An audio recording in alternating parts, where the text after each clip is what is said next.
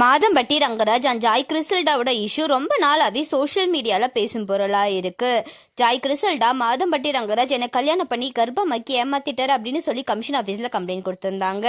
அதுக்கப்புறமா மகரிய நாணயத்திலே கூட கம்ப்ளைண்ட் கொடுத்துருந்தாங்க.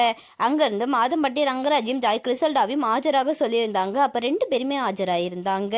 அதில் மாதம்பட்டி ரங்கராஜ் ஜாய் கிறிசல்டா என்னோட மனைவி தான், வயிற்றில் இருக்கிறது என்னோட குழந்தை தான் அப்படின்னு சொல்லி சொன்னதா பல செய்திகள் சோஷியல் மீடியாவில் வெளியாயிருந்துச்சு. அதற்கு எதிர்ப்பு தெரிவித்து மாதம்பட்டி ரங்கராஜ் ஒரு போஸ்டர் போட்டிருந்தாரு. இப்போ அவரோட முதல் மனைவி ஸ்ருதி இதுக்கு விளக்கம் கொடுத்துருக்காங்க.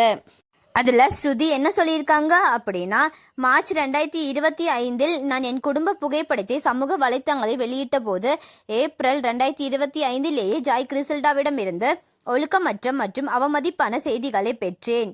நீதிமன்ற ரீதியாக பிரிந்ததாக கூறும் ஒருவர் இப்படிப்பட்ட செய்திகளை அனுப்புவது ஏன்? இதுவே அவருடைய இரட்டை முகத்தனத்தை வெளிக்கொணர்கிறது. அவர் ஊடகங்களை தனிப்பட்ட மற்றும் பொருளாதார லாபத்திற்காக தவறாக பயன்படுத்தி எங்கள் குடும்ப அமைதியை குலைக்க முயற்சி செய்வது இதிலிருந்து தெளிவாக தெரிகிறது.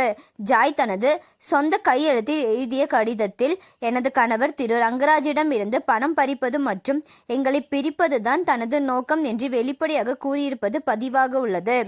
அவர் ஊடகங்களில் அளித்த பேட்டிகளில் எனக்கு பணம் வீடு எதுவும் வேண்டாம், நான் யாரையும் பிரிக்க விரும்பவில்லை என்று கூறினாலும் அவருடைய சொந்த கையெழுத்தில் உங்கள் கடிதமே அதற்கு நேர்மறையாக உண்மையை வெளிப்படுத்துகிறது.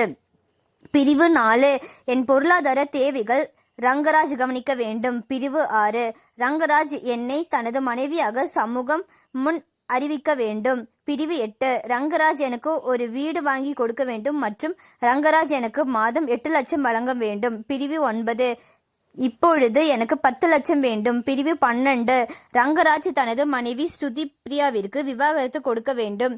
இந்த வரியிலேயே ஜாய் கிறிசல்டாவின் உண்மையான நோக்கம் பணம் பறிப்பு மற்றும் சட்டப்பூர்வமான மனைவியாக எனக்கான குடும்ப வாழ்க்கையை நாசம் செய்வது என்பதை தெளிவாக காட்டுகிறது. நான் என் கணவர் திரு ரங்கராஜ் அவர்களுடன் உறுதுணையாக நிற்கின்றேன், அவரை இறுதி வரை காப்பாற்றுவேன் அப்படின்னு சொல்லி ரொம்ப எமோஷ்னலாகவே ஷேர் பண்ணியிருக்காங்க. ஸ்ருதி ரங்கராஜ் ஜாய் கிறிசல்டாவுக்கு ரிப்ளை பண்ணதை பற்றி உங்களோட கருத்துக்களை கமெண்ட்ல சொல்லுங்க. அண்ட் இந்த மாதிரியான அப்டேட்ஸ்க்கு நம்மளோட சேனலை சப்ஸ்கிரைப் பண்ணிக்கோங்க.